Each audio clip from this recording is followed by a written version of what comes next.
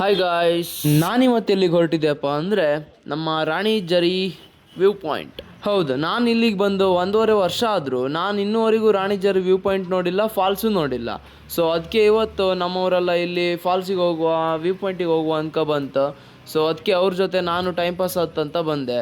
ಅಲ್ಲಿಗೆ ಬಂದಮೇಲೆ ನಮ್ಗೊಂದು ದೊಡ್ಡ ಶಾಕ್ ಆದಿತ್ತು. ಶಾಕು ವ್ಯೂ ಅಲ್ಲ, ವ್ಯೂಕ್ಕಿಂತ ದೊಡ್ಡ ಶಾಕ್ ಮತ್ತೊಂದಿತ್ತು. ಫಸ್ಟ್ ವ್ಯೂ ನೋಡ್ಕೊಂಡು ಬಪ್ಪ ಬನ್ನಿ. ನಾನು ದೇವ್ರ ಮನೆ ಮಾತ್ರ ಕಂಡು ನಿಂಗೆ ಇಲ್ಲಿನ ಬಗ್ಗೆ ಬೇರೆ ಎಲ್ಲ ಗೊತ್ತಿಲ್ಲ ಇತ್ತು. ಬಟ್ ನಾವು ಅಂದ್ಕೊಂಡದ್ಕಿಂತ ನೆಕ್ಸ್ಟ್ ಲೆವೆಲ್ ಅಮೇಝಿಂಗ್ ವ್ಯೂ ಇದ್ದಿತ್ತು ಗೈಸ್. ನೀವು ಬಂದ್ರೇನೋ ವೇಸ್ಟ್ ಇಲ್ಲ. ಸೊ ನೆಕ್ಸ್ಟ್ ಲೆವೆಲ್ ಇತ್ತು ಪ್ಲೇಸ್ ಮಾತ್ರ. ನಿಮಗೆ ಇದ್ರಕ್ಕಿಂತ ಕೆಳಗೆ ಹೋಗುವಾಗಲೇ 2 ವೇ ಇರುತ್ತೆ. ಒಂದು ರಾಣಿಜರಿ ವ್ಯೂ ಪಾಯಿಂಟಿಗೆ, ನೆಕ್ಸ್ಟ್ ಫಾಲ್ಸಿಗೆ. ಫಾಲ್ಸ್ ನೇಮ್ ಬಂದು ಕೊಡಿಗೆ ಫಾಲ್ಸ್ ಅಂತ ಇರುತ್ತೆ. ಇದು ಅಕ್ಕಪಕ್ಕನೇ ಇರುತ್ತೆ. ಸೊ ನಿಮ್ಗೆ ಇಲ್ಲಿಗೆ ಬರಬೇಕಂದ್ರೆ ನಿಮ್ಮ ಓನ್ ವೆಹಿಕಲಲ್ಲಿ ಆಗಲ್ಲ, ಅಂದರೆ ಟ್ರೈ ಮಾಡೋದು ಬೇಡ, ತುಂಬ ಹೋಗಿದೆ ರೋಡು. ಸೊ 4x4 ಇರಬೇಕು ನಿಮ್ಮ ಕೈಯಲ್ಲಿ.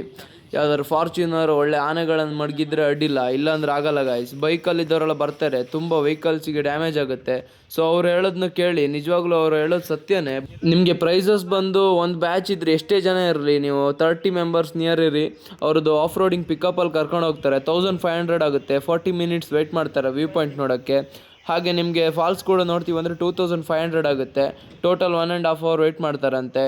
ಸೊ ಈ ಥರ ಚಾರ್ಜಸ್ ಇರುತ್ತೆ. ಸ್ವಲ್ಪ ಚಾರ್ಜಸ್ ಜಾಸ್ತಿ ಆಯ್ತು ಅನಿಸುತ್ತೆ, ಆದರೂ ಅವರಿಗೆ ಅದೇ ಥರ ರೋಡ್ ಇದೆ, ನಿಮಗೆ ಅರ್ಥ ಆಗುತ್ತೆ. ಜಾಸ್ತಿ ಮೆಂಬರ್ಸ್ ಇದ್ದರೆ ಓಕೆ, ಕಮ್ಮಿ ಅಂಡರ್ 10 ಅಂಡರ್ 5 ಅಲ್ಲ ಅಂತೂ ಇದ್ದರೆ ಮುಗ್ದೇ ಹೋಯ್ತು ಕತೆ. ನಿಮ್ಮ ಹತ್ರ ವೆಹಿಕಲ್ ಇರಲೇಬೇಕು ಗೈಸ್, ಇಲ್ಲಾಂದ್ರೆ ವೇಸ್ಟ್ ಆಫ್ ಮನಿ ಅನಿಸುತ್ತೆ ನಿಮ್ಗೆ ಲಾಸ್ಟಿಗೆ.